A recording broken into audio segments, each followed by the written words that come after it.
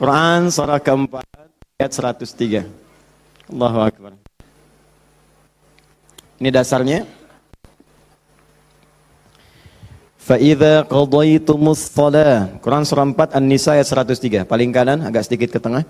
Fa'idha qadaytumus shalah fadhkurullah.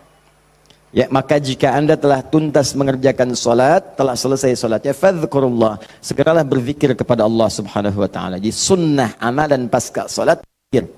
Ya, mengerjakan semua aktivitas yang mengingatkan kita dengan Allah Subhanahu wa taala. Zikir. Ragamnya sudah kita bahas, ya. Dari mulai istighfar, bacaan kalimat tauhid, Allahumma antas salam, bacaan ayat-ayat Al-Qur'an, sampai dengan doa Nabi yang singkat terakhir kita bahas, sampai kita dalami detailnya dari mulai ilmu yang bermanfaat, rizki yang terbaik, dan amalan yang diterima. Kita sudah sampai situ kan? Baik. Sekarang kita lanjutkan supaya tidak banyak mengulang. Kita lanjutkan pada hal yang paling pokok. Ketika Nabi bermohon kepada Allah menunjukkan satu contoh. Ingat, contoh. Di Nabi itu sifatnya ada langsung membimbing doa, ada diberikan doa contoh, yang dengan doa itu maksudnya tidak harus sama seperti itu. Kalau kebutuhannya beda, boleh minta yang lain. Tapi akan lebih bagus baca dulu standar doanya, baru tambahkan minta kepada lain-lainnya. Misal, kita turunkan misalnya, kalau anda punya kebutuhan pasca salat, ingin berdoa, boleh. Apa dalilnya? Di Ibnu Majah itu, nomor hadis 925. Nabi berikan doa standar. Allahumma inni as'aluka ilman nafi'a, wa rizqan tayyiba, wa amalan mutaqabbala. Minta ilmu, awas, yang bermanfaat. Minta rizki yang berkah, dan mohon diterima amalannya. Ilmu bermanfaat, rizki berkah, diterima amalan.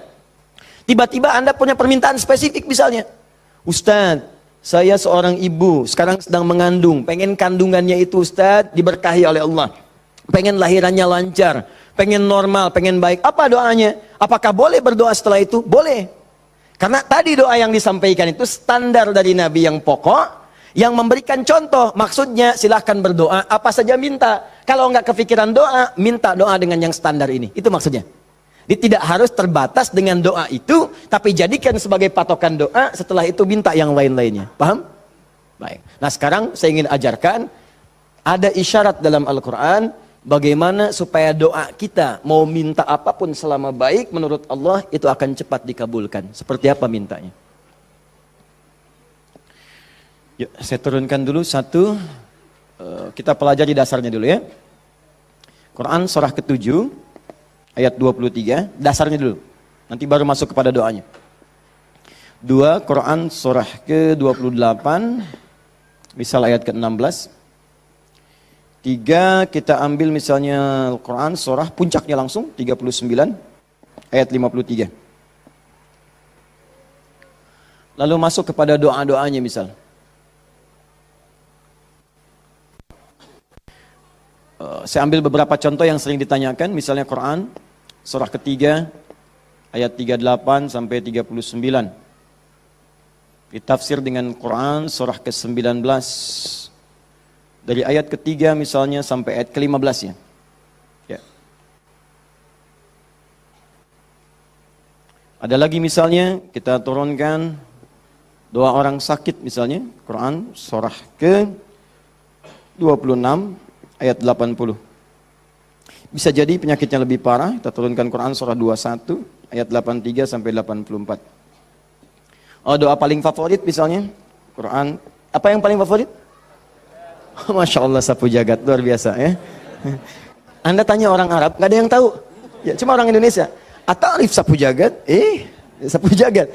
Orang Indonesia luar biasa. Ada doa sapu jagat, doa sapu nggak ada jagatnya, doa jagat nggak ada sapunya. Quran surah 2 ayat 201. Paling kanan sebelah bawah. Saya contohkan ini dulu ya, yang lainnya banyak. Saya contohkan dulu sedikit supaya agak batas untuk kita bisa berdialog. Begini, kita mulai.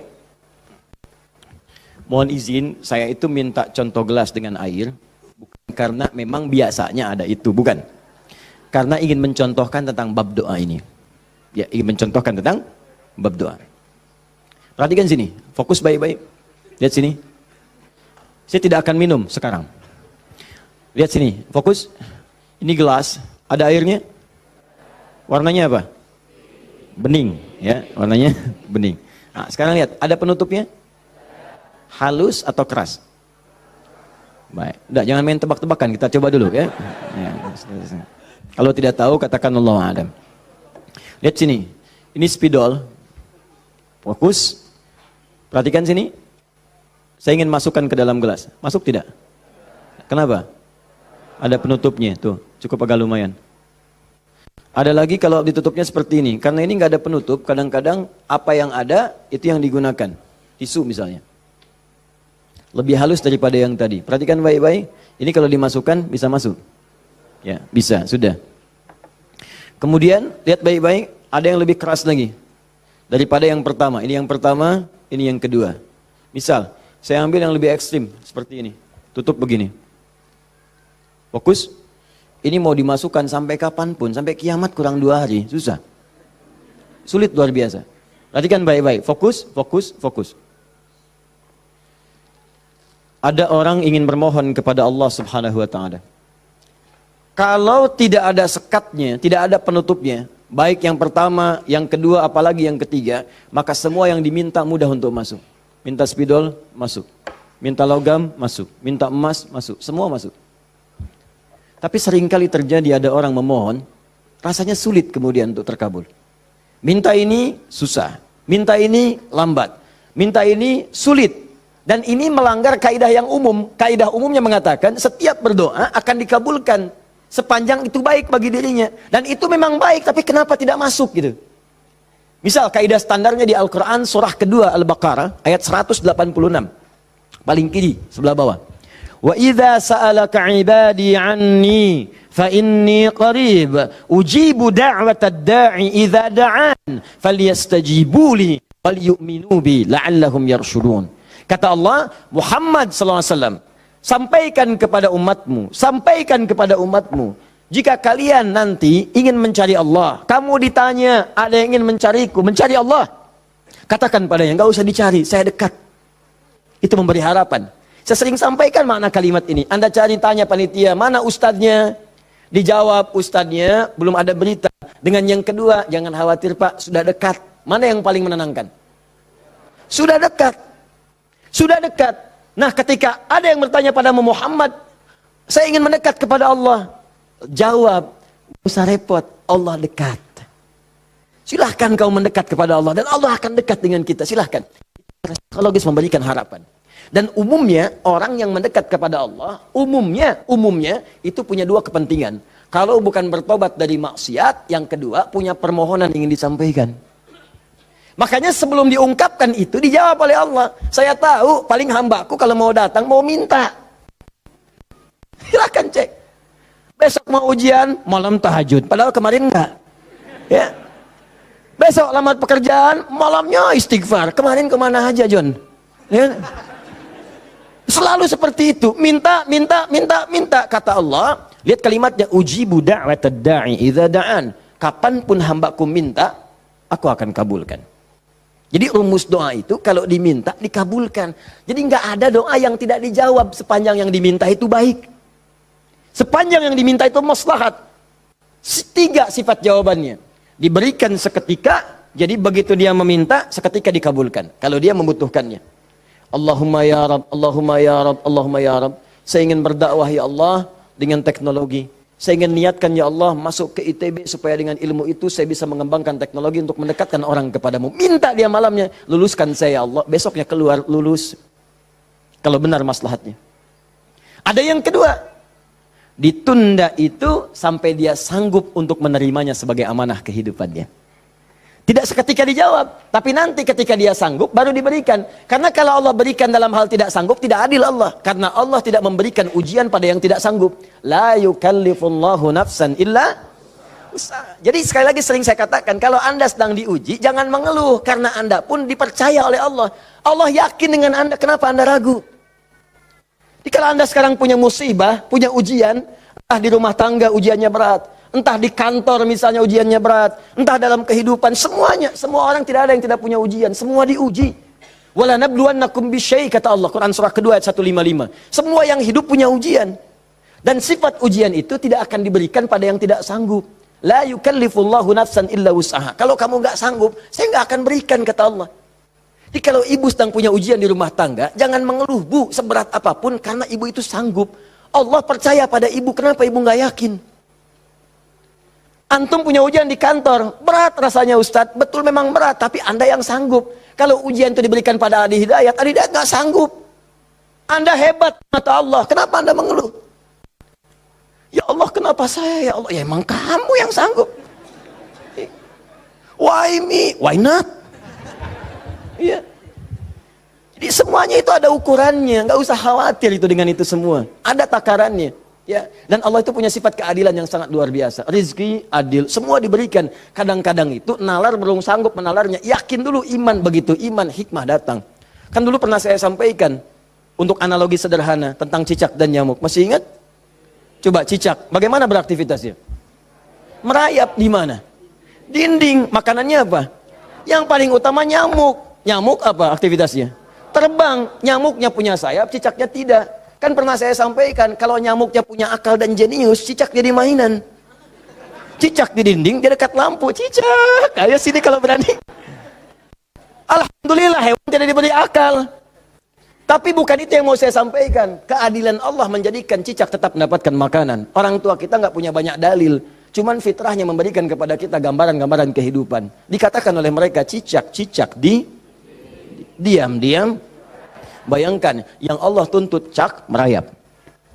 Rayap aja. Mau diam-diam, mau biasa. Dicontohkan diam-diam aja merayap. Diam-diam merayap. Teruskan, datang seekor nyamuk. Ketika cicak merayap, datang seekor nyamuk. Bukan cicak yang mendatangi nyamuk, nyamuk yang mendatangi cicak. Siapa yang memberikan dorongan nyamuk datang ke cicak? Allah. Jadi kalau dia mengerjakan ikhtiar dari Allah, maka datanglah hasilnya. Cicak, kamu merayap aja. Begitu merayap, datang seekor nyamuk. Selanjutnya, silahkan. Ya. Tangkap, selesai. Itu poin yang pertama. Jadi saya ingin berikan gambaran dalam kehidupan ada unsur keadilan yang diberikan oleh Allah Subhanahu wa taala. Jadi yang pertama tadi langsung diberikan, yang kedua ditunda dia saat sanggup menerimanya. Kalau nggak sanggup, nggak akan dikasih. Anda punya anak 5 tahun, ya, pengen minta hadiah pada Anda, bobo, motor, pengen minta motor. Anak 5 tahun pengen minta motor beneran, dibelikan nggak? Ya, Anda memang mampu. Tapi pada saat itu nanti nak ya. Bapak belikan motor yang hebat. Sekarang motor yang ini dulu, motor-motoran. Setelah itu dia siap 2 tahun, 3 tahun, 4 tahun, 10 tahun ke depan diberikanlah motor itu. Apa karena Anda tak mampu memberi? Tidak, karena dia belum siap. Anda minta sekarang, tiba-tiba 10 tahun kemudian Anda dapatkan. Cuman saat dapat Anda nggak sadar kalau itu tuh hasil doa Anda yang dulu. Itu. Kadang-kadang demikian. Anda pengen jadi dokter. Ujungnya kan dokter, masuknya pengen ke UI. Tiba-tiba keterimanya di Undip misalnya. Tapi kan jadi dokter juga. Anda pengen proyek yang besar, dikerjakan sekarang, nggak dapat, doa belum terkabulkan. Tiba-tiba 10 tahun kemudian, dapat proyek yang besar, yang nilainya ternyata diakumulasikan 10 tahun ke belakang. Itu doa Anda. Kalau pengen bukti lebih dalam, betapa banyak orang tua yang berdoa sejak anaknya masih dalam kandungan. Pengen ini, pengen itu, dikabulkan setelah anaknya 20 tahun dia keluar dari kandungannya. Itu kan hasilnya. Makanya ketika anak sukses, kata Al-Quran surah ke-46 ayat ke-15, ada isyarat di sana. Kalau Anda sukses, jangan menilai dulu kesuksesan itu adalah hak Anda, kewajiban Anda, atau atas jasa Anda. Barangkali Anda cuma 30%, 70%-nya ibu yang dulu pernah menangis di keheningan malam. Ya Allah, jadikan anak saya seorang insinyur, ya Allah. Ya Allah, jadikan anak saya, ya Allah, orang yang saleh. Ya Allah, jadikan anak saya si fulan. Bapak Anda yang dulu cuma makan singkong, datangnya ke sawah, kemudian kerjakan segala rupa, ya Allah. Jadikan anak saya lebih hebat dibandingkan saya. Puluhan tahun yang lalu mereka bermohon kepada Allah, doanya terkabul ke puluhan tahun kemudian. Makanya ketika Anda berhasil, kata Al-Quran, jangan dulu merasa bangga, karena boleh jadi jasa terbesarnya jasa orang tua dulu. Makanya Ismail, perhatikan baik-baik. Ismail yang mendapatkan air zam-zamnya. Lihat. Bergerak kakinya, gerak, keluar. Tapi Anda jangan lupa, ketika Ismail kehausan, ibunya mencari air. Disimpan Ismail, dia bergerak tangan kakinya. Karena kalau anak itu sudah mulai haus baik, pasti tangan kaki itu bergerak. Tapi air nggak keluar. Kapan air keluar? Setelah Sayyidah Hajar bolak-balik. Sofa marwa, bermohon kepada Allah. Positif, berdoa, minta. Ketika kemudian bagian yang terakhir ketujuh itu berada kemudian di Marwah, tiba-tiba mendengar satu percikan air keluar. Kapan air keluar? Karena jejak kaki Ismail yang menendang kemudian ke arah pasir itu, malaikat mengepakkan sayapnya. Keluarlah. Kata ibunya, zam, zam, zam, zam. Zam itu artinya kumpul jangan berhenti, kumpul jangan berhenti, kumpul jangan berhenti. Kalau kumpul saja mungkin berhenti, ijma, tahadda. Ini zam, zam, zam, zam, zam. Kumpul jangan berhenti, kumpul jangan berhenti. Sampai sekarang air itu selalu berkumpul, tidak pernah berhenti. Dikenallah dengan air zam-zam. Orang kebanyakan cuma minum zam-zamnya, tapi tidak pernah mendalami kisahnya. Di situ ada bakti orang tua, di situ ada sayang kepada ibu, di situ ada cinta kepada orang tua, dan sangat luar biasa. Poin ketiga, kadang-kadang meminta sesuatu yang A diberikan B oleh Allah. Karena boleh jadi, maaf yang dimintakan itu tidak ada maslahat untuk kita. Dalilnya Quran surah kedua ayat 216, paling kiri sebelah atas. Kutiba alaikumul qitalu wa huwa kurhul lakum. Diwajibkan bagi kalian berjihad, berperang dalam konteks perang, medan perang. Tapi ada juga konteks umum dengan rumus tafsir al-ibratu bi umumil lafzi la bi khususis sababi. Kalau ada lafaz dalam Al-Qur'an jangan dikhususkan pada sebabnya, sepanjang konteksnya umum. Perang terbesar, perang melawan perasaan kita. Perang melawan hawa nafsu. Perang melawan negative thinking, kadang-kadang negatif kepada Allah. Kenapa saya ya Allah? Kenapa ini enggak berakhir ya Allah? Kata Allah, "Hei, asa an takrahu syai'an fa huwa khairul lakum." Boleh jadi kamu enggak suka, tapi ini yang terbaik buat kamu. Kamu kan enggak tahu kapan wafat. Bukankah kalau saya belum kabulkan kamu rajin tahajud? Kamu rajin puasa? Kamu rajin baca Al-Quran? Kamu kemana aja selama ini? Mau wafat masih sibuk dunia. Saya pengen yang terbaik untukmu sampai pulang ke akhirat. Dipaksa untuk mendapatkan itu. Kadang-kadang kamu pengen yang ini dunia, ini nggak bagus. Kamu pengen direktur, kamu maksiat banyak nanti di sana. Cukup level manager saja. Wa asa an tuhibbu syai'an fa huwa syarrul lakum. Kadang-kadang yang ideal yang dipengenkan itu enggak bagus kata Allah. Kenapa? Wallahu ya'lamu wa antum la ta'lamun. Karena Allah tahu masa depan engkau tidak. Anda punya anak 5 tahun sakit, dia kata dokter jangan makan apel. Jeruk boleh enggak, Dok? Boleh. Maka anak itu merengek, "Mama, pengen apel, pengen apel." Kata mama, "Jangan, nak, enggak bagus." "Apel." Dibelikanlah jeruk. "Ini kan jeruk, Mama." "Bukan, nak, ini jeruk rasa apel." Paham? Nah, jadi ini yang pertama, sifat doa itu kalau diminta pasti dikabulkan. Tapi ada segelintir orang yang ketika memohon ternyata tidak mendapatkan bagian itu. Apa persoalannya? Perhatikan hadisnya sahih. Sampai Al-Imam An-Nawawi mencantumkan ini dalam salah satu hadis di Al-Arba'innya. Thumma dzakara rajula. Awas, hati-hati. Yutilus safara. Thumma dzakara rajula yutilus safara asy'atha aghbara. Lalu Nabi mengisahkan tentang seorang lelaki yang menempuh perjalanan panjang sampai tampilannya penuh debu. Ya, bahasa Inggrisnya kurang lebih the kill of the kumel. Ya. Jadi udah banyak debu lah ya dalam dirinya. Awas ya, yamuddu yadaihi ilas sama, lalu mengangkat tangannya ke langit, ngangkat tangan. Nanti saya ajarkan fikih mengangkat tangan ya. Fa yaqulu ya Rab, dan dia berkata ya Rab, ya Rab. Fokus sebentar. Orang ini kisahnya itu punya permohonan yang sangat berat ingin disampaikan. Penting permohonannya. Sangat pengen dijawab. Lalu dia melihat cara doa cepat dikabulkan. Di antaranya ada 3. Ada 3. 1, doa dalam perjalanan. Perjalanannya perjalanan pada ketaatan, bukan maksiat. Awas hati-hati, bukan perjalanan maksiat. Dan bukan jalan-jalan biasa. Awas hati-hati. Kau mau kemana? Mau ke Hawaii? Titip doa ya. Doa orang safar kan dijawab. Tuh yang umrah, yang haji, gitu kan? Ya, itu yang dimintakan. Mohon, minta. Tapi kalau yang perjalanan maksiat tidak. Bro, mau kemana? Las Vegas. Titip doa ya. Itu belum dimohon dan ditolak. Ya, belum dimohon. Jadi 1, menempuh perjalanan panjang. 2, orang yang mengangkat tangan. Jadi usahakan nanti saat berdoa itu biarkan mengangkat tangan. Nanti ada fikihnya. Ada yang cuma 1 jari misalnya, ya saat khutbah Jumat khatib ada. Ya, ada yang kemudian mengangkat tangannya, ada yang rendah, ada yang tinggi, ada yang posisi begini ada saat istisqa. Yang standar itu angkat kedua tangannya, ya sejajar dengan dadanya di sini, sejajar. Sini ya. Dan nggak usah malu. Allah itu kan tidak akan malu untuk memberi. Justru Allah itu dalam hadis sahih. Allah akan merasa malu, di sini bahasa kiasan, majas maksudnya.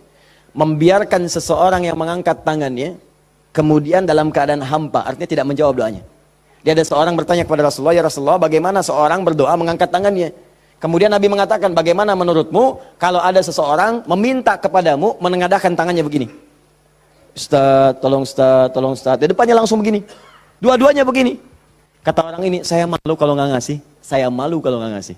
Maka kata Nabi, Allah lebih merasa malu. Karena Allah itu sifatnya lebih dalam dibandingkan dengan hamba. Rahmannya, rahimnya, pemberinya, wahabnya.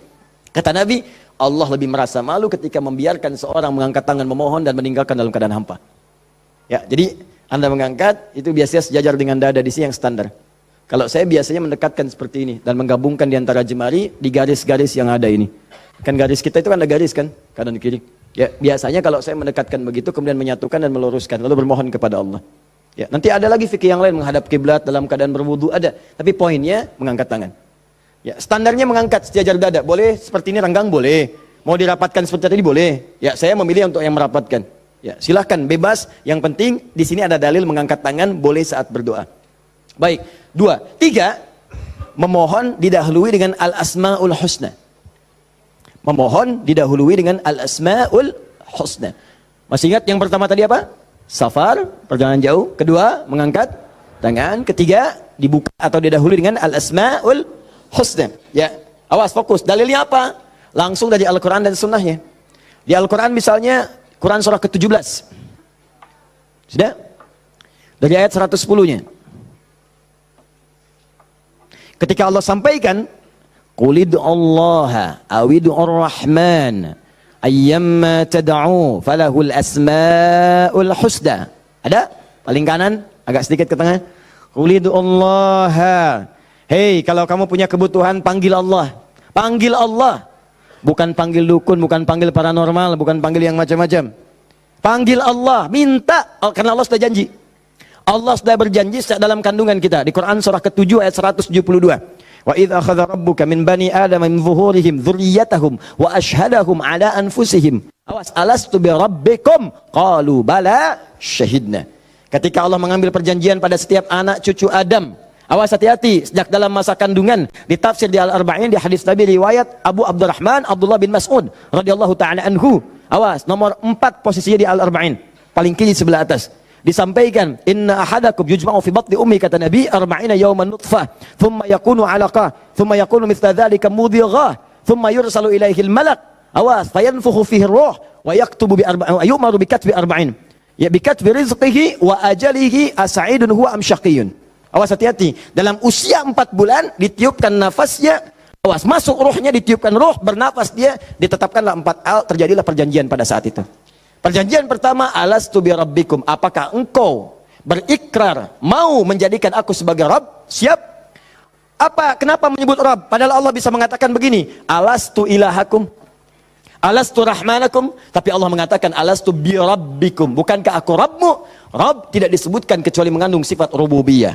Rububiyah itu perawatan, pengawasan, perhatian. Sifatnya yang paling pendek disebut dengan murabbi. Karena itu guru orang tua disebut murabbi. Karena orang tua memperhatikan, orang tua merawat. Kalau tanpa batas, perawatannya cepat, perhatiannya dalam, hilangkan kalimat mimnya, muncullah kalimat Rabbnya. Maka Allah disebut dengan Rabbun. Kalau kita meminta, Allah lebih cepat pemberiannya dibandingkan dengan hamba.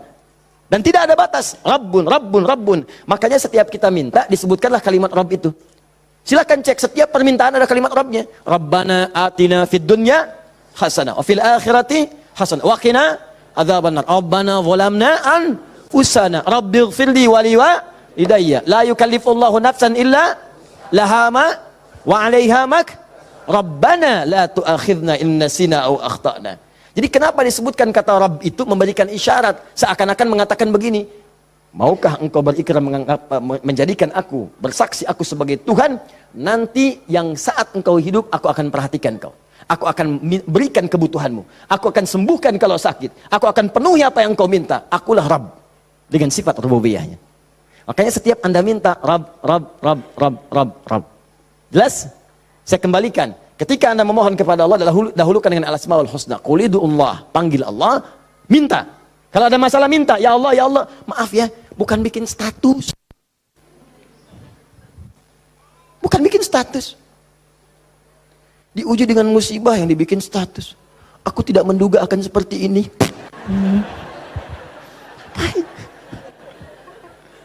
Terus yang tidak lucu, kenapa doanya di media sosial? Doa itu di mihrab, doa di kamar, doa di masjid, bukan doa di Facebook. Ya, doa di Instagram, doa di Facebook. Aminkan ya, like. Apa yang mau dicari? Udah minta yang betul.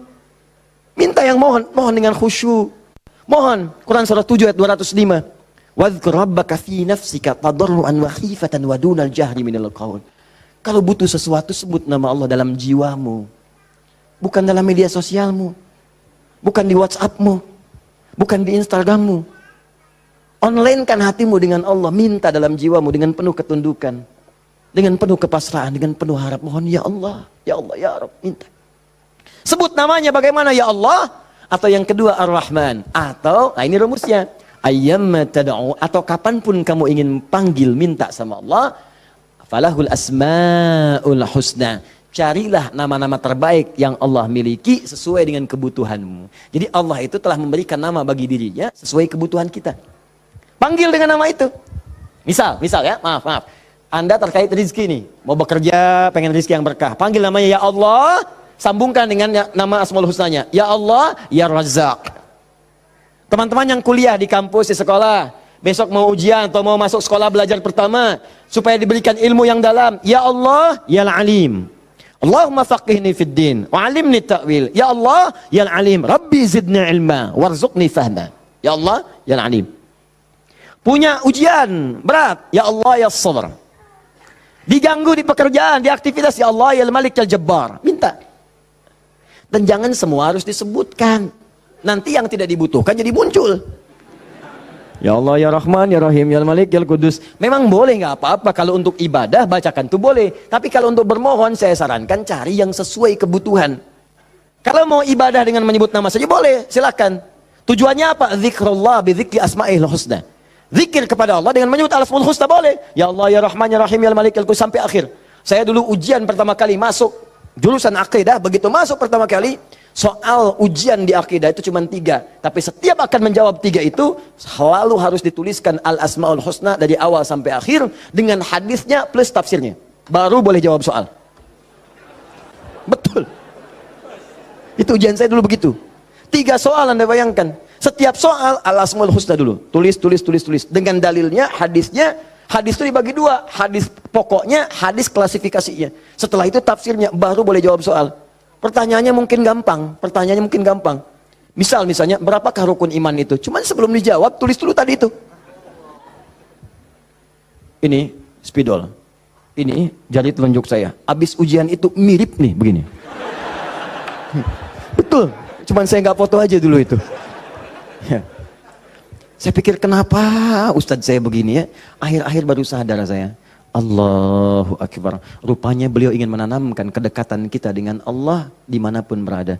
Sebab kalau kita mengingat, menuliskan terus, maka dia akan sampai apa yang kita tuliskan meresap ke dalam tangan kita. Minimal jadi saksi di hari kiamat. Ya. Di penanya, di hati kitanya, di bawahnya. Sehingga ingin merasakan taqarrub ilallah dalam setiap keadaan kita. Cari itu. Dapatkan, mintakan. Mohon. Nah, 3 syarat ini terpenuhi di orang tadi. Perhatikan, perjalanan jauh dia tempuh. Sampai tadi banyak debu. Angkat tangan diangkat, yamudu yadayhi ilas sama. 3 dia minta dengan al-asmaul husna. 3-tiganya lengkap. Seharusnya doa dia dikabulkan 3 kali lebih cepat dari orang biasa. Karena 3 hal tadi dipenuhi. Qurannya ada, hadisnya ada.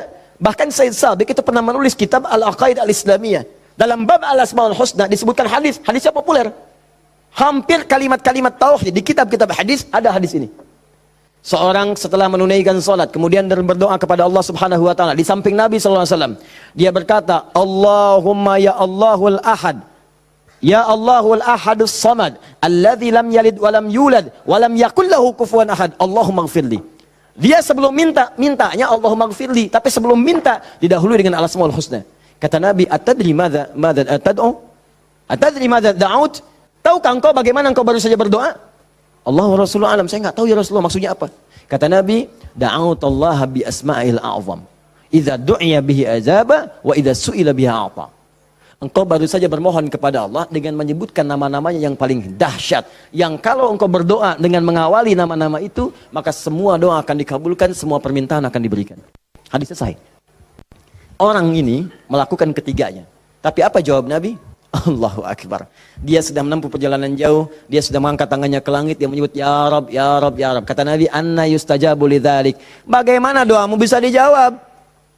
Bahasa singkatnya, mustahil dijawab, mustahil dijawab. Mintalah kamu begitu sampai kiamat kurang 2 hari. Gak akan dijawab. Gak akan dijawab. Dia ada orang sudah mengerjakan 3 amalan dahsyat, tapi doanya gak dijawab. Kenapa dia? Allahu Akbar. Famat'amu haramun. Karena yang biasa dia makan haram. Mashrabu haramun, minumannya haram. Malbasu haramun, pakaiannya haram. Wa ghudhiya biharamin, dan sumber kehidupannya haram. Maka jadilah yang haram itu seperti sekat seperti ini. Nutuplah cawan doanya. Semakin banyak kumpul, jadilah sekatnya makin kuat begini. Jadi bukan Allah nggak ngabulkan, mau dikabulkan susah, mental terus tuh, mental. Karena masih tertutup dengan yang haram. Maka dari itu, kalau Anda banyak berdoa, padahal doa itu maslahat untuk Anda. Secara umum seharusnya dikabulkan secara umum. Tapi tiba-tiba kok aneh gitu. Enggak lagi. Coba lihat, mungkin ada sekat dalam diri Anda. Mungkin ada maksiat, ada yang haram pernah dikerjakan. Buka dulu, buka cawannya. Keluarkan yang haramnya. Buka. Bagaimana membuka itu? Inilah yang tadi kita contohkan dengan ayat-ayat tadi. Tidak ada manusia yang sempurna. Yang sempurna makhluk diciptakan. Makhluk yang sempurna itu cuma malaikat. Tidak ada manusia yang sempurna. Sepanjang kita manusia pasti pernah berbuat salah. Tapi mungkin kesalahan itu menjadi penutup dari keinginan yang ingin kita mohonkan kepada Allah. Kenal Nabi Adam?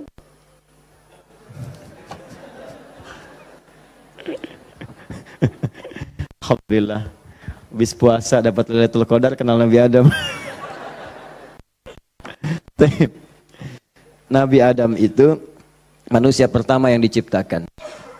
Kemudian ditempatkan di surga. Surga miniatur, tugas pokoknya sebagai khalifah. Bukan surga yang akan kita tinggali nanti. Secara singkat, di surga itu diberikan 2 sifatnya, baik sebagai nabi ataupun sebagai manusia. Untuk pelajaran bagi kita anak cucunya. Disebut Bani Adam, semua anak manusia yang lahir sampai dengan nanti kiamat menjelang, itu semua anak cucu Adam. Ingat ya? Disebut Bani Adam. Bani itu anak cucu sampai habis. Bani anak cucu. Jadi semua berasal dari Adam. Jangan pernah dengarkan, jangan pernah mau menyimak kalau ada orang mengatakan manusia bukan berasal dari Adam. Kalau ada yang mengatakan manusia berasal dari monyet, nggak usah dengarkan. Bilang aja kalau Anda berasal dari monyet, silakan. Jangan ngajak-ngajak saya. Ya, Bani Adam. Nah, ketika dimasukkan ke surga, maka nikmat surga itu kan diberikan, jaminan kan, Nabi kan dijamin kan, Rasul dijamin kan. Maka langsung dimasukkan. Tapi di situ dilatih sifat kemanusiaannya. Apa sifat kemanusiaannya? Quran surah kedua ayat 35. Wala taqraba hadhihi syajarata fatakuna minadh zalimin. Awas. Wa qulna ya Adam uskun anta wa zaujukal jannah. Kami firmankan Adam, kamu dan pasanganmu, istrimu masuk ke dalam surga.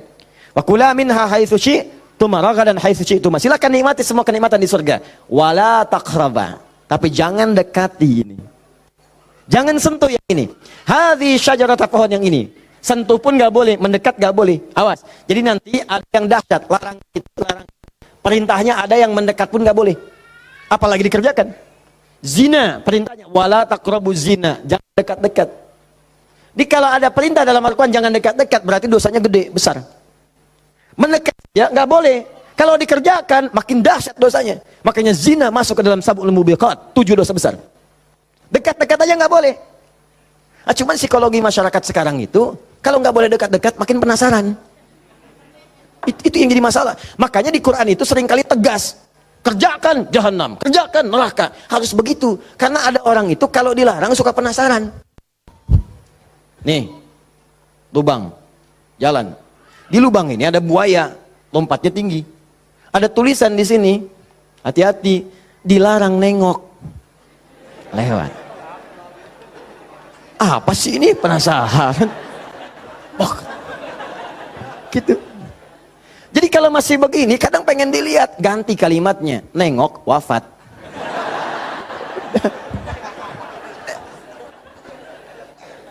Selesai. Udah. Itu sederhana gitu. Jadi makanya banyak kalimat di Quran tuh begitu. Hati-hati. Ya, orang yang merencanakan pembunuhan berencana, Quran surah 4 misalnya kan, An-Nisa. Ya, misal, dia ayat ke-92-nya. Wa may yaqtul mu'minan muta'ammidan fajazaohu jahannam. Orang yang sengaja merencanakan pembunuhan, satu orang beriman saja, maka dia sudah pesan kapling neraka jahanam. Khalidan fiha, kekal di dalamnya. Wa ghadiballahu alaihi, Allah murka kepadanya. Wa la'anahu dilaknat wa 'adalahu 'adzaban 'azima, dan dijanjikan siksa yang dahsyat.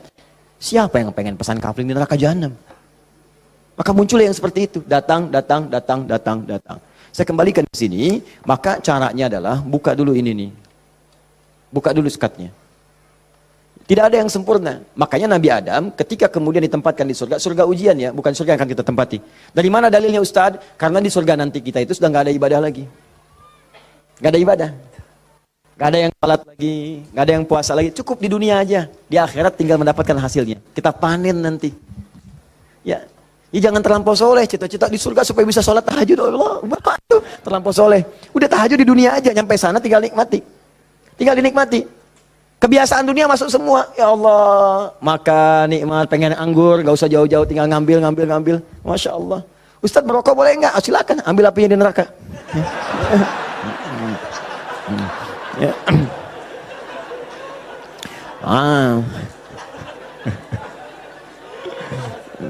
Dah. Jadi Allahu Akbar, Allah astagfirullah. Jadi teman-teman sekalian, ke situ kemudian turun ke bumi, jadi ujian. Digodalah oleh setan. Fawaswasalahum syaitan, digoda oleh setan. Singkatnya ketika digoda itu, kemudian godaan itulah yang menjauhkan Nabi Adam dan pasangannya dengan Allah Subhanahu wa taala. Turunlah terpeleset turun ke bumi. Singkatnya jadi pelajaran itu. Perhatikan baik-baik. Ini yang mau saya sampaikan. Ketika Nabi Adam, padahal beliau nabi, sifat nabi itu maksum. Kenapa diperkenankan oleh Allah berbuat salah pada saat itu dengan sifat kemanusiaannya? Padahal beliau nabi. Awas hati-hati. Ternyata bukan karena sifat kenabiannya, tapi sebagai contoh bagi anak cucunya yang bukan nabi, yang tidak punya sifat maksum. Jadi kalau nggak diberikan contoh begitu, tidak ada jalan bagi kita bagaimana cara mengembalikannya. Makanya dibuat kisah dalam Al-Quran itu, disampaikan, bukan dibuat kisah, kisahnya ada, disampaikan ke kita. Diberitakan, ini dulu Adam dengan sifat kemanusiaannya salah. Padahal dia nabi, maksum, bisa dijaga oleh Allah. Kenapa diperkenankan salah? Untuk menunjukkan ibrah, pesan kepada kita, kalau salah, begini cara kembalinya.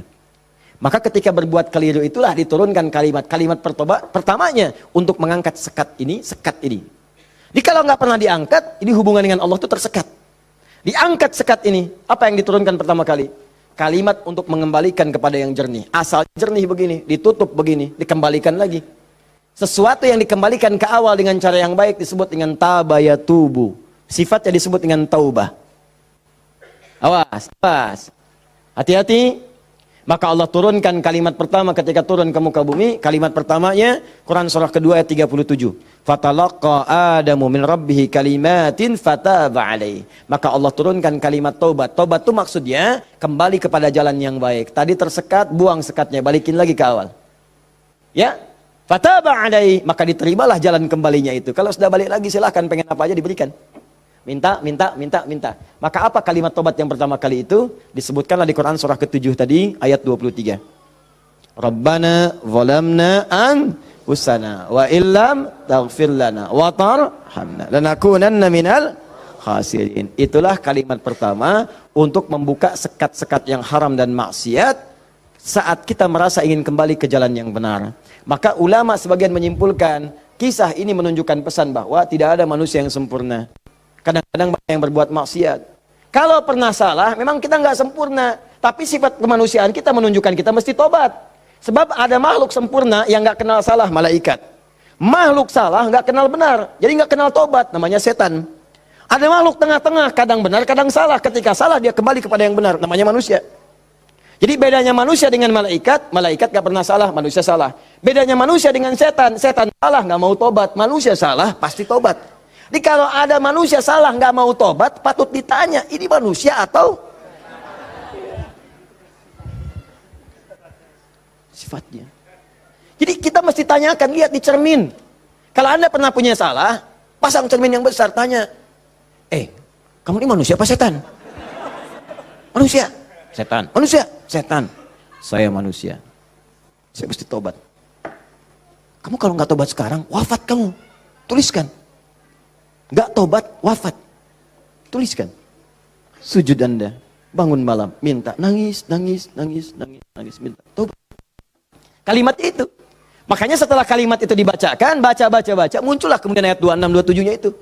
Ya Bani Adama, la yaftinannakumus syaitanu, kama akhraja abawaikum minal jannah.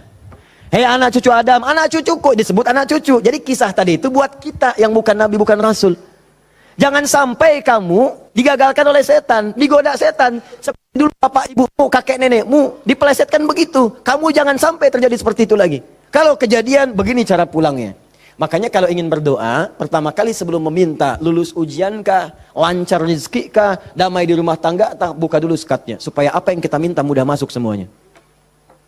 Jelas? Buka. Kalimat pertama standarnya, Rabbana zalamna anfusana wa illam taghfir wa tarhamna lanakunanna minal. Ini yang paling standar, dosa standar. Ya, dosa standar itu jangan dipahami harus dilakukan, tidak. Ya, kalau dikerjakan, begini awal membuka sekatnya. Paham? Saya cepat. 2, agak naik level dosanya. Ini satu contoh dosa ini agak besar yang ini. Bahkan dosanya bisa lebih dahsyat. Kalau direncanakan, diniatkan. Misal, maaf.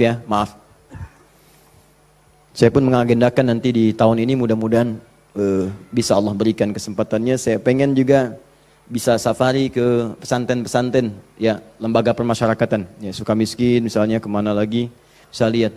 Saya pengen sampaikan kepada mereka bahwa Anda nggak ada yang sempurna. Tidak ada yang sempurna. Semua orang pernah berbuat salah. Cuman kita bisa berubah. Dan banyak di masa lalu orang yang banyak salah. Ada pemabuk, pezina, pembunuh, dan mereka memilih tobat. Dan ternyata dijamin surga oleh Allah Subhanahu Wa Taala lewat lisan Nabi. Kenapa kita nggak bisa? Ini dosa yang pernah dilakukan dalam kasus pembunuhan. Kalau yang ini tidak sengaja, sifatnya tidak sengaja. Ini contoh, diperkenankan oleh Allah sebagai contoh. Kalau orang berbuat seperti itu, bagaimana cara baliknya? Kenal Nabi Musa? Kenal. Luar biasa, Nabi Adam kenal, Nabi Musa kenal. Jangan-jangan Fir'aun juga kenal. Ya Allah. Saya tuh kalau Fir'aun suka ingat suka bumi itu hubud dunia. Suka bumi hubud dunia, suka hubun bumi dunia. Saya tanya di panggung, ada yang kenal Fir'aun? Kenal, Masya Allah. Di sini masih agak mendingan lah Nabi Adam, Nabi Musa. Sana Fir'aun. Nabi Musa paham semua kisahnya. Secara singkat kemudian sedang beliau berpetualang. Secara singkat ya, jalan menemukan 2 orang berselisih. Berselisih sampai mau berantem, dipisah sama Nabi Musa. Dipisah. Udah dipisah sama beliau, pisah, jangan begini, ini gak bagus. Dipisahin singkatnya. Saat dipisahin itu, ini belum ada pengangkatan sebagai nabi, ya. Saat dipisahkan itu, tiba kemudian ternyata salah satu yang berselisih itu adalah dari kelompoknya, kampungnya lah, golongannya. Sama-sama tanah kusir misalnya gitu kan. Malah ngadu, Musa kamu gimana? Kamu kan teman saya, sekampung kita nih, ini merendahkan kita nih. Ayo keroyak bareng-bareng. Ini provokasi kata Musa, diluruskan oleh Musa. Diluruskan. Begitu diluruskan masih ngotot, diberi pelajaran, tampar oleh Musa. Nabi Musa itu kekuatannya, teman-teman sekalian, setiap nabi itu punya kekuatan 10 kali laki-laki biasa. Dan Nabi Musa terkenal sebagai nabi juga yang paling kuat. Tampar, wafat. Nabi Musa. Alhamdulillah Nabi kita Nabi Muhammad. Ya, Nabi Musa juga baik, semua nabi baik, semua nabi baik. Ingat, jangan dipotong kalimat saya, nabi kita semuanya baik. Semua baik, semua baik, semua baik. Semuanya baik, semuanya baik. Baik, tampar, wafat. Begitu ditampar, padahal Musa melakukan sesuatu yang benar dan gak ada niat memberi pelajaran aja niatnya memberi pelajaran bagus, bang benar.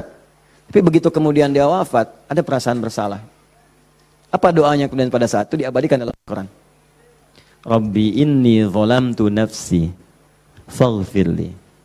Yang indah fataba alaih. Rabbi inni zalamtu nafsi, ya Allah aku salah, zalim saya. Padahal nggak diniatin loh Pak Bu. Gak diniatin. Cuman kejadian gitu kan. Dan itu belum ada pengangkatan sebagai nabi, belum. Nanti diangkatnya setelah bertemu nanti kisah yang lainnya. Di secara singkatnya, terjadilah peristiwa itu, lalu turunlah kemudian diabadikan doanya dalam Al-Quran. Rabbi inni zalamtu nafsi. Jadi kalau ada di antara kita, misal, pernah berbuat siapapun, tingkat kesalahannya sampai ke sini, tidak sengaja, atau pernah berbuat yang serupa, cepat taubat. Karena kalimatnya sudah turun. Nanti kalau sampai hari kiamat gak taubat, lebih berat lagi. Coba mau berkata apa di hadapan Allah Subhanahu wa taala? Hei, aku kan dah turunkan kalimat di bumi supaya kamu tobat. Kamu kan pernah bunuh orang kan? Tanggal sekian, jam sekian, kamu kejar-kejar, kamu tembak, kamu bom, kamu bunuh, kamu tusuk, kamu pukul, kamu macam-macam kan? Ada semua rekamannya terbuka. Aku turunkan kalimat tobat lengkap dengan kisah tuntunannya. Kenapa kamu nggak tobat? Mau jawab apa? Allah sudah kasih cara pulang tapi nggak digunakan. Allah nggak salah kan di situ. Diturunkan kalimatnya dan bahkan dijamin fataba alaih, diampuni oleh Allah. Ayo balik lagi. Makanya 2000 tahun setelah Nabi Musa, lahir Nabi Muhammad SAW, itu diantara sahabat-sahabat yang jadi sahabat terbaiknya, kan dulu banyak yang hobinya juga begitu, jahiliyah. Ada yang hobinya berkelahi. Kenal Umar bin Khattab? Umar bin Khattab radhiyallahu ta'ala anhu, luar biasa, tegas, kekar. Wah, senang duel sebelum masuk Islam. Siapa yang berani dengan saya? Ayo naik ke bukit itu. Jabal Qubais ditunjuk. Bukit paling favorit. Naik ke sana. Yang sekarang ada istana raja di situ. Ya di samping Zam-Zam itu. Naik. Sebelum berduel dengan saya, pamit dulu pada ibu yang telah melahirkannya. Karena dia akan pulang tanpa nama. Umar, Allahu Akbar. Apa yang terjadi? Masuk Islam. Halus. Toha, tersentuh. Masuk Islam. Lalu kasarnya berubah menjadi tegas, dipakai melindungi Nabi SAW, dipakai menegakkan syariat dengan baik. Kehalusannya muncul, sampai datang tengok orang jadi khalifah, perhatikan orang, luar biasa. Tegasnya muncul. Ya, waktu Abdullah bin Ubay bin Salul itu, seorang munafik, kalau sholat di belakang Nabi, saf paling depan. Tapi begitu bubar, provokator paling pertama Abdullah bin Ubay bin Salul. Begitu keluar, Muhammad nih SAW. Mecah belah kita aja. Datang ke sini pengen jadi pemimpin. Dia punya masjid sini, kita bikin masjid yang lain. Bikin dirar. Selalu dipecah. Orang dah siap-siap perang Uhud, di pertengahan jalan, diprovokasi. Balik aja balik. Pasukan musuh lebih kuat. Ayo balik-balik. Sepertiga berputar desersi. Anda bayangkan. Tapi apakah Nabi langsung menghukumi? Tidak. Nabi kenapa nggak dihukumi? Umar, gregetan saya. Ya. Kata Nabi, kan belum jelas kelihatan nampaknya. Nanti jadi fitnah. Pecah nanti semuanya. Karena dia masih dianggap pemimpin di kalangan yang lainnya. Biarlah nampak nanti Allah berikan hujahnya untuk dia. Satu kali, tapi kalau di depan baik, di belakang menusuk dari belakang. Satu kali sakit. Begitu saat sakit itu, anak Abdullah bin Ubay bin Salul, anaknya namanya Abdullah. Baik, soleh. Nah ini juga jangan simpulkan kalau keluarga misalnya bapaknya nggak bagus, pasti anaknya nggak bagus. Belum tentu. Belum tentu. Kenal Abu Jahal? Anaknya Ikrimah. Bapaknya musuh Nabi luar biasa, anaknya pembela Nabi yang paling hebat, penunggang kuda yang dahsyat, saf paling depan kalau jihad. Sampai Nabi itu dengan menghormati Ikrimah tidak pernah menyebut Abu Jahal di depan Ikrimah. Jangan singgung bapaknya, jangan. Supaya anak ini dalam ketenangan. Abdullah bin Ubay bin Salul anaknya taat, namanya Abdullah juga. Sakit bapaknya datang kepada Nabi. Ya Rasulullah, bapak sakit, kata Nabi, berikan ini, kasih air, berangkat pulang sana. Katakan dari Nabi. Datang senang pulang. Ya abadi, papa ini dari Nabi. Apa sih Muhammad? Lempar. Habis. Sampai sekarat disampaikan, datanglah Nabi ke rumahnya. Tapi nanti saat turun surat Taubah itu untuk dilarang menyolatkan. Begitu datang ke tempatnya, apa yang dikatakan? Manjanya luar biasa. Ya Rasulullah, itu di depan Abu Bakar, ada Umar dan yang lain-lain. Ya Rasulullah, biarkan aku wafat dengan mengenakan jubah terluarmu. Apa kata Umar? Ya Rasulullah, izinkan aku memenggal kepalanya.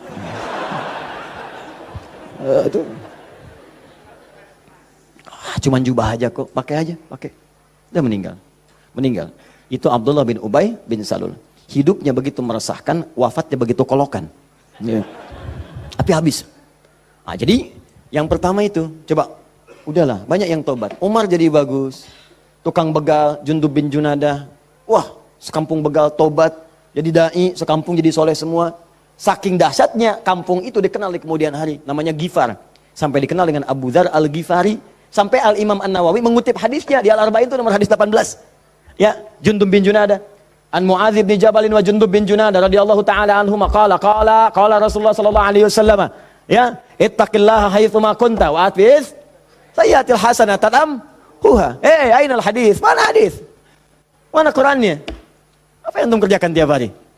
Ngitung lagi. Mana bekal antum tuh pulang? Minimal sehari satu hadis. Ambil, walaupun nggak hafal hadis kan nggak mesti hafal, baca hadisnya, lihat terjemahannya, amalkan isinya. Buka konsepnya. 57 hadis, kitab iman, tiap hari baca satu. Antum pebisnis, keluarkan hadis-hadis bisnis, tiap hari satu.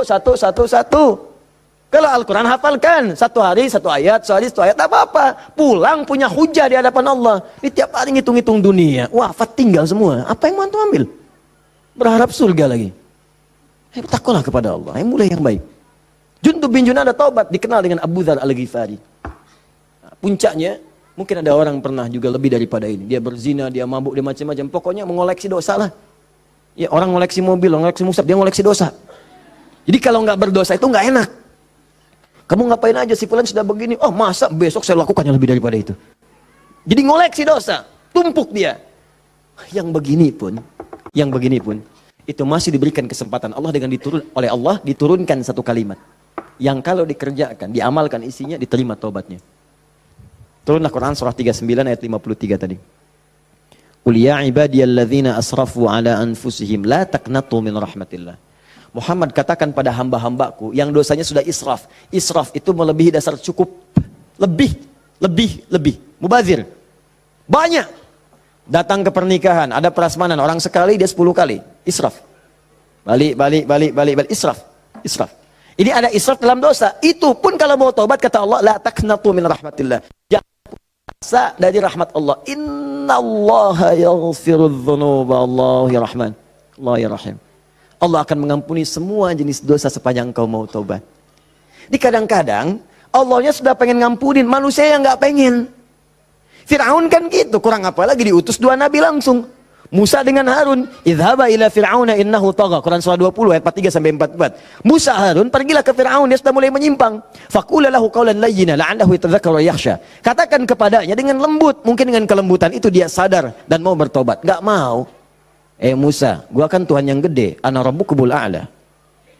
Marah, nantang, mau bunuh dan sebagainya. Sudah, selesailah dia tenggelam di lautan. Ya, jadi mumi. Teman-teman, ini jadi gambarannya, buka dulu skatnya. Kalau dibuka, ini yang terakhir, kalau dibuka begini, ternyata bukan cuma skatnya, dalamnya kotor. Kotor. Kalau ini kan masih bersih, diminum juga bisa. Masa sih Ustadz? Betul, contoh, bismillah. Alhamdulillah. Ini ya, bersih. Tapi kalau kotor, siapa yang mau minum? Tidak ada. Maka kalau minuman bercampur kotor, di sini ada kotoran misalnya kan? Ya, maaf. Masuklah kotoran yang sudah bernajis, kotor. Apakah mungkin akan diminum? Tidak. Yang dilakukan pasti akan dibuang dulu, cuci dulu. Jadi kadang-kadang sekatnya sudah dibuka, tapi haramnya belum keluar. Memang taubat dari dosa-dosa, misalnya mohon maaf, dosa untuk menipu. Awas, dosa pencurian. Taubat betul, cuman barang yang dicuri dikembaliin dulu. Dosa dari ngutangin orang, betul. Dosanya taubat, cuman utang bayar lunas dulu. Bukan bermusafah kemudian lunas dosanya, tidak. Lunas utangnya, tidak. Maka ada hal-hal tertentu yang ketika saat dilakukan, sekatnya mesti dibuka, yang kotornya mesti dikeluarkan. Taubat dari dosa musyrik, taubat bagus. Cuman keris yang dimusyrikan, pedang yang dimusyrikan, batu-batu yang dimusyrikan, buang dulu. Buang dulu. Tato-tato, gambar-gambar, kan? Aku tuh kalau melihat Lionel Messi, rasanya main bola aku jadi bagus deh. Sampai dibikin tato misalnya. Musyrik. Hati-hati. Musyrik. Buang. Taubat, buang dulu. Begitu sudah dibuang, nanti Anda akan lihat. Kerjakan amal soleh. Jadi jika yang salah itu hilang, yang soleh muncul. Kalau sudah yang soleh muncul, Anda nggak minta pun dikasih. Nggak percaya, silahkan buktikan. Bedakan rasanya, rasakan bedanya, dan pasti akan terasa bedanya. Akan lain. Demi Allah saya katakan akan lain. Paham di sini? Nah, jadi sebelum meminta, saya harap coba Anda kerjakan dulu ini. Setelah itu silakan minta, mohon. Usahakan kalau minta, pertama punya wudhu ya. Ini dianjurkan, disunnahkan dalam setiap keadaan. Jadi usahakan wudhu itu selalu ada. Kalau batal, nggak sempat ada air, tayamum. Ya, saya mendengarkan guru-guru saya, ulama-ulama, salafus saleh, orang-orang saleh membiasakan berwudhu. Saya coba ikutin, ternyata manfaatnya luar biasa. Dan jadinya di kebiasaan. Jadi kalau kita nggak berwudu nggak enak. Ya, wudu. Kalau Anda biasakan seperti itu, nah biasa nanti saat berdoanya enak. Ya, pertama wudu dengan baik, kedua pastikan semua aktivitas kita dikerjakan dengan yang halal. Jadi jangan pernah sentuh yang haram-haram. Pakaian, jauhkan dari yang haram. Makanan, perangkat itu jauhkan dari yang haram. Nanti ada kenikmatan tersendiri. Kedua, yang ketiga, menghadap ke arah kiblat kalau mampu. Kalau tidak, seadanya. Ya, seadanya saja. Nah, misal, mohon maaf, sedang di pesawat, ya kan? Apalagi jadi pilot, ya kan? Menghadap ke arah kiblat. Jadi bahaya, gitu kan? Nah, jadi sesuaikan, sesuai dengan keadaannya. Minta, jadi pertama apa? Punya wudu. Kedua, bersihkan dari yang haram yang tidak baik. Yang ketiga, kalau mampu menghadap kiblat, kalau tidak, seadanya kemudian meminta. Ya, lalu yang keempat tadi masih ingat dengan al-asmaul husna. Yang kelima, angkat tangannya kalau memang di situ diperkenankan mengangkat tangan. Nanti kalau sudah seperti itu silahkan pilih doa-doanya. Ini doa yang sudah menikah, yang kemudian belum mendapat keturunan. Ini doanya. Quran surah ketiga ayat 38 sampai 39 tambah Quran surah 19 ayat 3 sampai 15. Kalau bisa dilakukan di mihrab. Jadi di rumah bikin mihrab. Nggak harus ada ruangan. Sehamparan sejadah kalau memang ruangannya terbatas, sehamparan sejadah tapi minta dengan benar. Ya, minta dengan benar dan yakin kepada Al-Qur'an. Ya. Yakin sama Allah aja, yang lain jangan disebut. Ya Allah, kata Ustaz Ali Hidayat, berdoa di mihrab dikabulkan. Saya nggak usah disebut. Minta aja kepada Allah, minta dengan keyakinan janji di ayat-ayat itu. Saya pernah ajarkan ini pada beberapa kawan dan alhamdulillah selama ini 100% Allah berikan. Ada yang 8 tahun diberi keturunan, dari sekian tahun ya.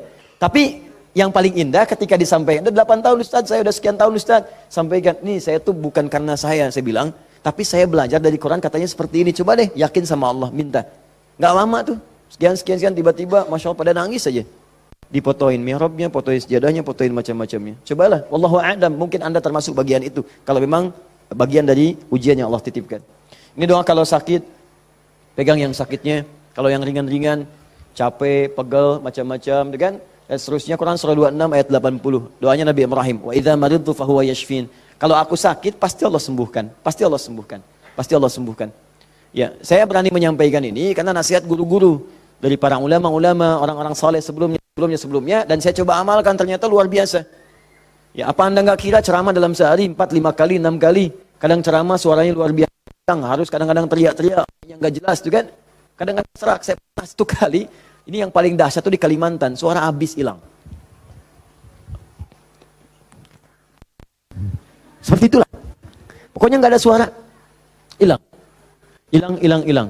Hilangnya itu sore, jam 5:30, 6, ngisi ba'da maghrib. Anda bayangkan, kebayang?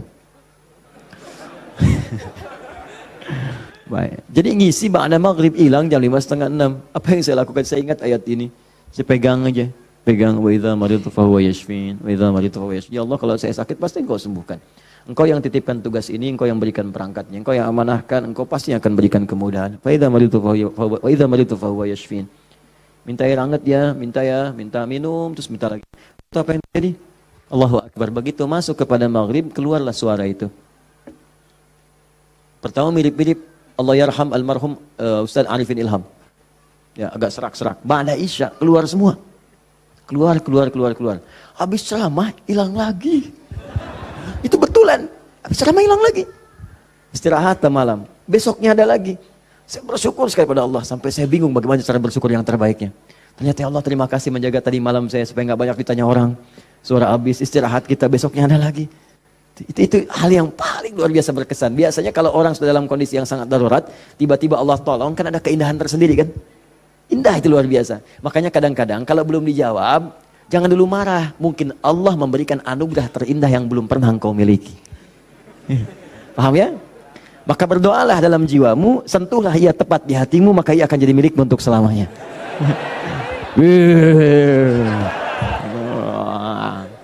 Catat. Nah, kalau penyakitnya parah, kata dokter nggak bisa, yang ini Quran surah 21 ayat 83 sampai 84. Ini sering saya sampaikan. Kalau umum, semua umum pengen baik-baik umum, ya inilah. Yang tadi kata antum sapu jagat ya. Berarti banyak di Quran doa supaya anak misalnya rajin sholat, keluarga bagus, turunan baik, doa sejak dalam kandungan. Ada sebuah, saya pernah sampaikan kok dalam keterangan yang cepat ya. Disilahkan, ada banyak indeks sekarang, ada banyak buku-buku, tinggal dikeluarkan. Kalau saya boleh pesan, sebetulnya kalau mau komplit, beli aja buku hadis. Ya, nggak mahal kok. Antum tuh lebih senang pulsa dibandingkan ilmu. Heran saya orang sekarang. Dulu orang ketemu ulama minta doa, sekarang minta foto. Aduh, sampai saya juga kepikiran apa nyetak aja yang banyak ya. Ustaz minta foto, nih, Ustaz minta foto nih gitu. Aduh. Allahu Akbar, astagfirullah. Nah, ini teman-teman sekalian, itu barangkali yang sekiranya bisa disampaikan. Jadi dengan itu saya ingin tunjukkan bahwa insya Allah selama kita hidup, Allah pasti akan mudahkan, kecuali yang kita persulit. Jadi kalau sudah diberikan kemudahan, jangan dipersulit. Paham ya? Baik, saya coba jawab dulu satu di antara ini. Nanti saya sudah punya channel khusus untuk menjawab-jawab pertanyaan. Sudah kami siapkan. Jadi mohon izin, saya ingin umumkan nih, karena ada tanya-tanya juga. Kita sekarang ingin mencoba memberikan yang terbaik untuk berdakwah untuk masyarakat. Jadi untuk channel kita ada 2 channel sekarang. Ya, pertama Akhyar TV. Akhyar sekarang sedang dalam masa perbaikan penyempurnaan untuk tampilan TV yang seutuhnya. Ya, jadi untuk sekarang belum tayang dulu. Jadi nanti kita perbaiki dulu karena kita pengen nih benar TV seutuhnya. Dia 24 jam nanti ada tayangan TV. Kita sudah siapkan konten-konten sekarang ini. Jadi nanti ada anak-anak penghafal Quran. Kalau orang bedah rumah yang macam-macam, ya ini bedah rumah para penghafal Quran misalnya. Nah, ada bagaimana cara yang si fulan bisa hafal padahal dia terbatas otaknya misalnya ya, kata medis. Ada yang ini kita siapkan. Ada talk show, ada yang keluar, ada yang macam-macam. Jadi nanti begitu dia tampil lagi, kita launchingkan juga secara meluas. Nanti akan jadi TV yang nyata, betul, 24 jam nanti ada agenda yang tayang.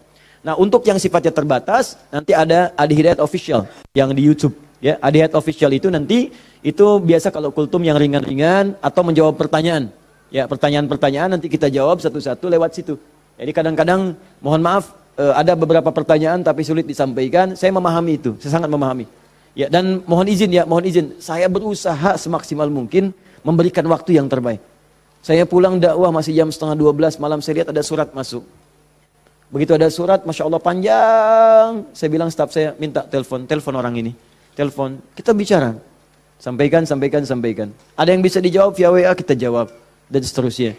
Tapi memang agak banyak, jadi tidak semuanya kita bisa kemudian jawab secara langsung. Nah, untuk tanya jawab ini, nanti ada 3. 1, kita jawab di lokasi kalau memungkinkan. 2, di official. Yang 3, setiap bulan kita akan sediakan insya Allah waktu 2 kali dalam sebulan.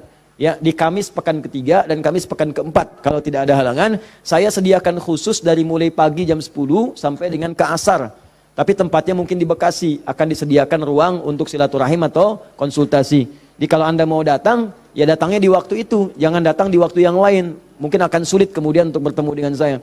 Jadi saya sediakan di waktu itu. Kadang ada yang datang, kemudian juga di waktu-waktu yang saya tidak ada. Itu yang kadang-kadang saya sedih. Di situ kadang saya merasa sedih. Ya, datang tapi tidak ada gitu sayanya. Jadi saya coba perbaiki yang sepanjang saya bisa lah, saya maksimalkan. Ya, jadi itu poinnya. Jelas ya? Kalau saya sudah jelas, mudah-mudahan bisa dipahami. Dan ini saya jawab dulu deh satu supaya bisa tuntas. Assalamualaikum warahmatullahi wabarakatuh, Ustaz. Assalamualaikum warahmatullahi wabarakatuh. Saya seorang supir dari sebuah bank konvensional. Mau nanya apakah gaji saya termasuk dalam riba?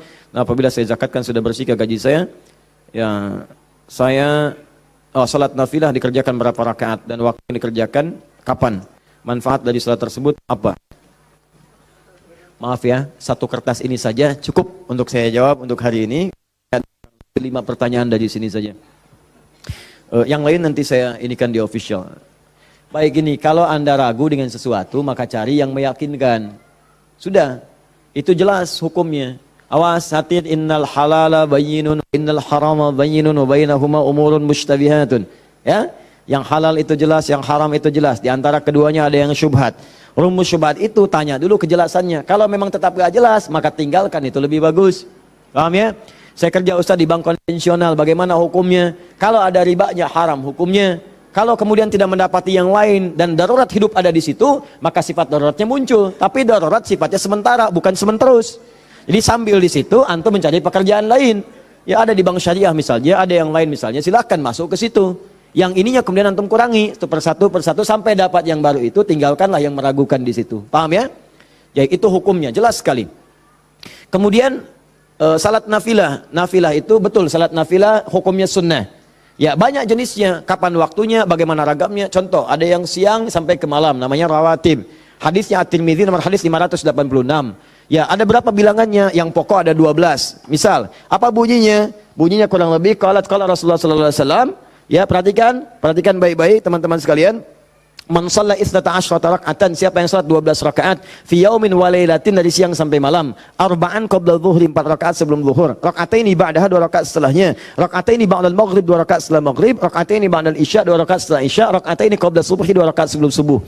Rumusnya 4 sebelum zuhur, 2 setelah zuhur 6, 2 setelah maghrib 8, 2 setelah isya 10, 2 sebelum subuh, jadi 12 rumusnya. 12. Kalau tak mampu 12-nya, misalnya zuhur boleh.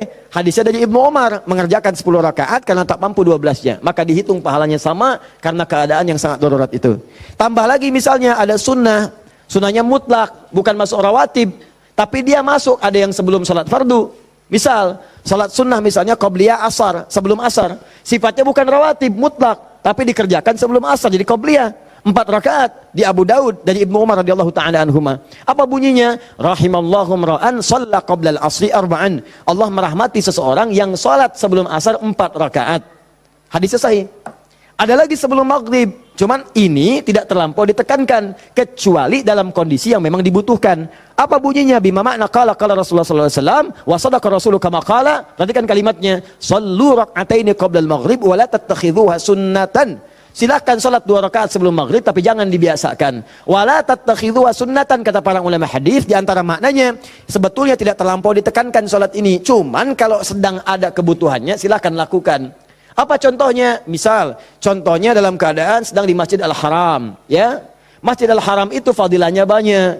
Kemudian orang juga banyak yang tawaf. Sudah adzan, Allahu Akbar, adzan.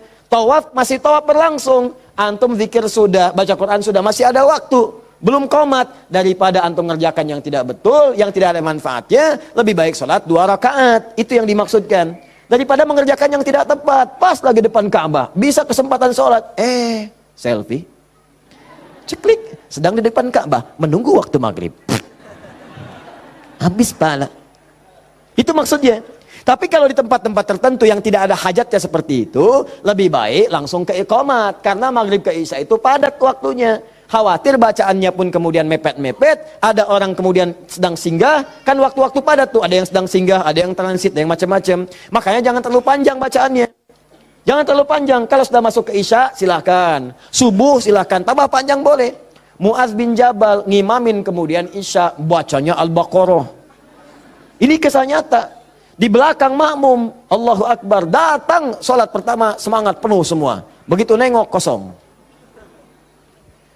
Kosong, mulai capek, lemah orang, diadukanlah. Oh Mu'adz nih, kata Mu'adz, munafik semua, munafik. Marah mereka disebut munafik. Kan Mu'adz benar, orang yang malas-malas sholat isya munafik. Tapi orang-orang juga benar, kami bukan munafik nih, ente yang kepanjangan. Diadukan pada Nabi. Ditanya, Nabi klarifikasi, panggil dua-duanya. Masya Allah, madis yang paling indah. Ditanya, kenapa begini Mu'adz? Tanya dulu masyarakatnya, kenapa kalian begini? Kami nggak enak satu munafik sama Mu'adz. Kenapa Mu'adz? Ya memang benar Rasulullah, apakah bukankah engkau katakan orang malas salat isya itu munafik? Kami nggak terima, karena Mu'adz salatnya kepanjangan. Al-Baqarah, kami capek, kami lelah. Masya Allah. Apa kata Mu'adz? Mu'adz, kenapa kamu begitu? Kata Mu'adz, ya Rasulullah, saya kan ngikutin Anda. Rasul kan saya sholat di belakang Rasul, bacanya Al-Baqarah saya ikutin. Mu'adz, kamu benar, cuman kan saya imam, makmumnya kamu. Tapi kan kalau kamu, imamnya kamu, makmumnya mereka. Itu kalimat dikutip kemudian oleh sahabat Ali bin Abi Thalib. Ketika menjadi khalifah disoal oleh masyarakat di demo. Ali begini, kenapa kalian? Ali gimana sih? Zaman Abu Bakar nggak ada seperti ini. Zaman Umar nggak ada seperti ini. Zaman Utsman nggak ada seperti ini. Zaman kamu kenapa begini? Kata Ali, zaman Abu Bakar, Umar, Utsman, rakyatnya saya. Zaman saya, pemimpinnya saya, rakyatnya kamu. Paham ya? Nah, jadi teman-teman sekalian, kita kembalikan lagi kepada yang tadi. Jadi silahkan untuk salat sunnahnya, tadi, ya, qabliyah silahkan. Seperlunya sesuai dengan tempatnya. Tambah lagi misalnya dengan salat duha, ada syuruk. Syuruk ada, ya, waktunya kalau sekarang mungkin 1 jam lah amannya, ya, setelah salat subuh. Kalau diprediksi, sekarang sudah ada digital. Duha, syuruk itu awal duha, pertengahan duha, akhir duha. Duha dibagi 3. Ya, pertengahan duha sekitar masuk pada jam 8, jam 9. Akhir duha sekitar jam 10, setengah 11. Ya, rakaatnya berapa? Dari 2, 4 sampai 8. Boleh. Lebih dari itu silahkan. Kalau awal duha syuruk 2 rakaat saja, jangan terlampau soleh. Ya, itu pun sudah melahirkan luar biasa pahalanya, semisal haji dan umrah. Pertengahan duha 4, boleh silahkan. Ya akhir duha boleh sampai 8. Di situ nanti ada fadilah-fadilahnya. Nanti kalau sampai ke situ kan kita akan masuk ke bahasan itu. Ya ragam salat sunnah. Kita nanti akan jawab. Dan yang paling tinggi di malam hari salat tahajud. Salat tahajud. Silakan kerjakan dan kami ada bahasan tersendiri tentang itu. Salat adalah pertemuan kita dengan Allah dan zikir adalah cara kita menjaga kehangatan pertemuan itu. Jangan remehkan zikir yang singkat.